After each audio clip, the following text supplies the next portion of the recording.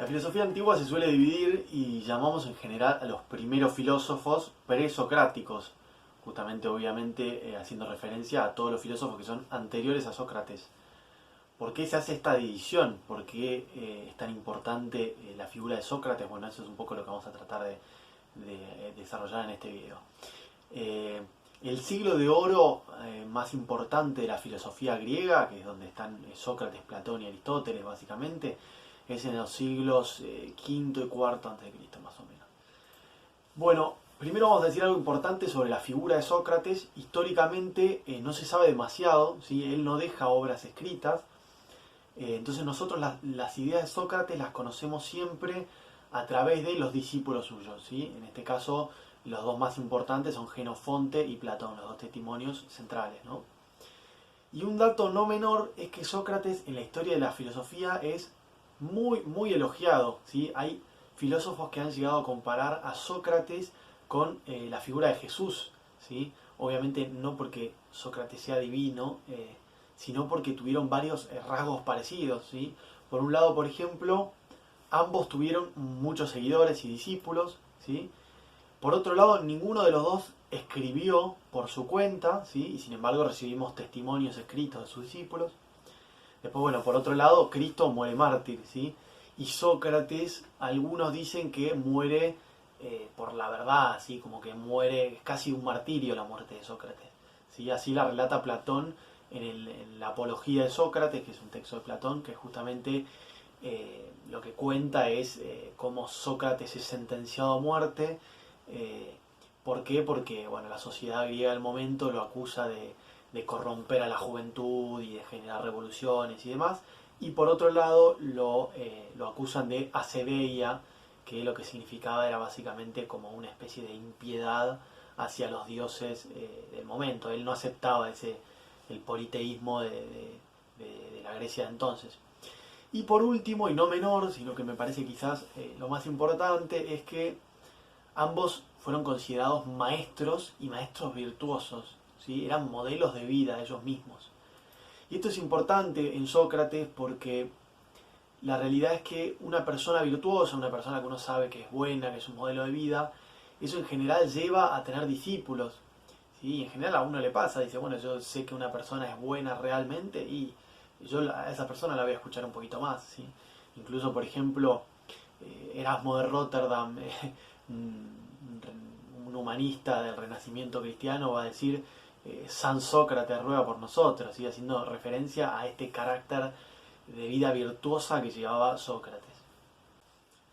Y en Sócrates la filosofía da un giro realmente, marca un hito en la historia de la filosofía occidental.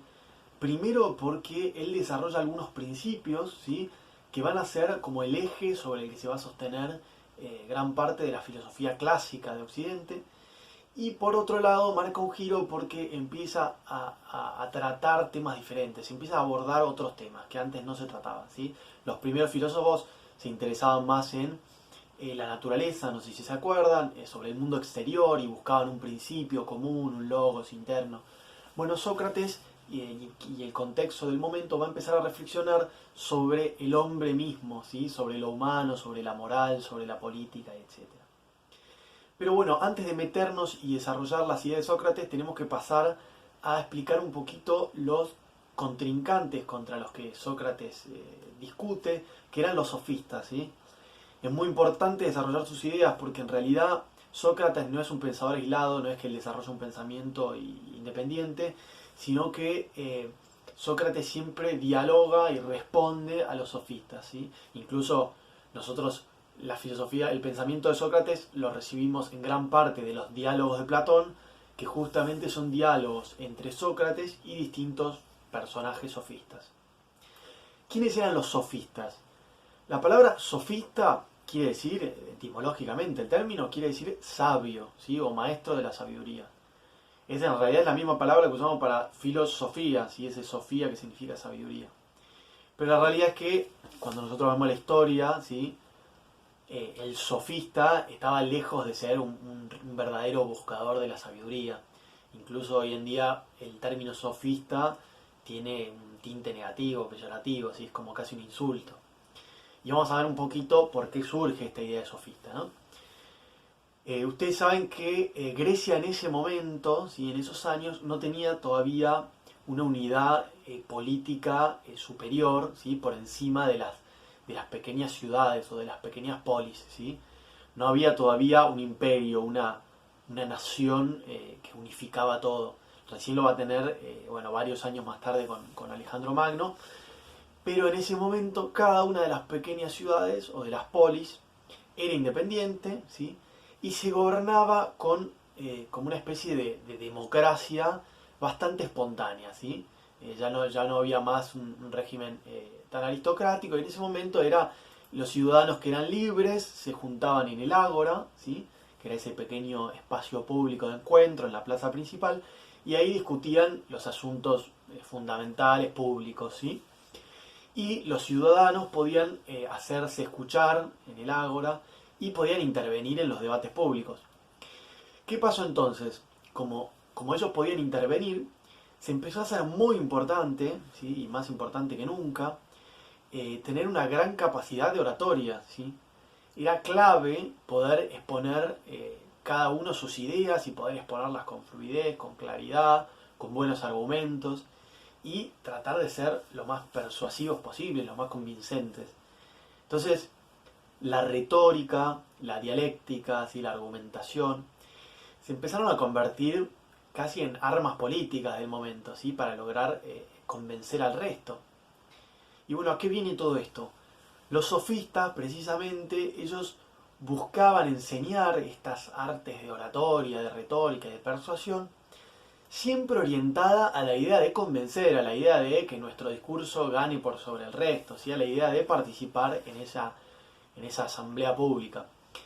Y los sofistas empezaron a vender esas cosas que enseñaban, ¿sí? Básicamente se tornó en una actividad casi mercantil. O sea, los sofistas eran profesores ambulantes que iban de pueblo en pueblo y buscaban cobrar por lo que enseñaban, ¿sí? ¿Qué pasó? Esto fue muy condenado, Sócrates lo criticó directamente, Platón también. Pero entonces la idea de sofista empezó a significar esa persona que el único interés que tiene es cobrar, ¿sí? Y enseña, pero con esa sola finalidad de cobrar. Y los sofistas eran conocidos por buscar transmitir esa manera de orar y de persuadir sin importar la causa que se defendía. O sea, ellos formaban a los ciudadanos para defender cualquier tipo de causa, aunque sea injusta, aunque sea algo malo, no importa. Ellos trataban de enseñar cómo hablar bien, cómo argumentar, para convencer y para lograr persuadir al resto. ¿Y cuáles eran los principios que sostenían estos sofistas? Bueno, primero y principal, ellos pensaban que en la realidad no había algo fijo, algo estable, ¿sí? Sino que en el fondo todo cambia, ¿sí? Todo muta, como decía Heráclito, ¿no? O sea, no hay esencias de las cosas que sean estables, sino que todo varía. Entonces, los sofistas se van a centrar siempre en lo particular, en cada caso, ¿sí? Se centran en la pluralidad. Y fíjense que es muy distinto a esta idea de todos los primeros filósofos, los filósofos anteriores, que estaban preocupados justamente por buscar un principio común, un principio unitivo, un principio estable y permanente, ¿sí? Esa idea del arjé o de la búsqueda de un logos, ¿sí? Estable, eterno, que nunca cambia. No, ellos no creían en esto, ellos decían, lo único que existe es lo que a mí se me aparece, ¿sí? Entonces ellos, como un gran principio, creían en el relativismo, ¿sí? O sea, no hay una verdad objetiva, no existe la idea de esa verdad objetiva. ¿Por qué? Porque no hay un logos, un arjé, un principio común. Lo único que existe en la realidad es lo que a cada hombre se le aparece, o sea, lo que yo puedo llegar a ver, ¿sí? Y en el fondo, la verdad es creada por el hombre, o sea, es el hombre mismo el que crea la verdad, el que dice lo que es la verdad. Y por lo tanto, todo va a ser relativo al sujeto, ¿sí? Entonces también sostienen un subjetivismo, ¿sí? O sea, las cosas son como a cada uno le parece. Una gran frase, ¿sí? De un sofista famoso que es Protágoras es: el hombre es la medida de todas las cosas. ¿Qué significa esto? Esto significa que el conocimiento es algo que es completamente del sujeto. O sea, la única medida que hay de verdad o de conocimiento La única verdad es la que pone el hombre, es la que pone el sujeto. Entonces ellos de alguna manera eran como escépticos ante la idea de un logos, de una verdad absoluta, de una... Ellos decían, no podemos conocer nada con certeza, ¿sí? Lo único que podemos conocer son cosas que cambian y por lo tanto hay como una actitud negativa frente a la idea de conocer la realidad, ¿sí? Entonces desaparece esta idea antigua de la búsqueda de logos, la idea de aletheia, la idea esta del descubrimiento de la verdad, de la realidad. Desaparece ese interés por el cosmos, por las leyes eternas del cosmos, ¿sí? Y lo que Sócrates más va a atacar directamente es la consecuencia de esto que tiene la moral, que es el relativismo moral, ¿sí? Porque los sofistas van a decir, como yo no puedo conocer nada estable, no hay leyes eternas, no hay logos, etc., entonces no hay algo bueno o malo, no existen cosas buenas o malas en sí mismas, ¿sí? No hay actos buenos. Entonces no hay normas de conducta, es decir, no hay normas universales que yo pueda aplicar a todos, ¿sí? El bien va a ser lo que a cada uno le conviene, ¿sí? Es algo completamente particular, ¿sí? Esto es lo que nosotros vamos a llamar utilitarismo, ¿sí? ¿Por qué? Porque como no hay una acción que sea buena o mala, porque yo no puedo aplicar algo universalmente a todos, lo único que existe son actos que a mí me sirven o que no me sirven. O sea, que son útiles para mí o que no son útiles para mí, ¿sí? Entonces el sabio o el ideal, entre comillas, ¿no? de persona para el sofista va a ser el que conoce mejor aquellas cosas que le son útiles y que le son más convenientes, y el que dispone de mejores medios para lograr esos fines que yo me propongo, ¿sí? Yo como particular. Entonces, en general ellos fueron un poco criticados porque ellos eran un poco oportunistas. Ellos decían, bueno, con tal de, no sé, generar riquezas o lograr convencer, yo puedo utilizar cualquier tipo de medio, porque ese medio va a ser útil para mí.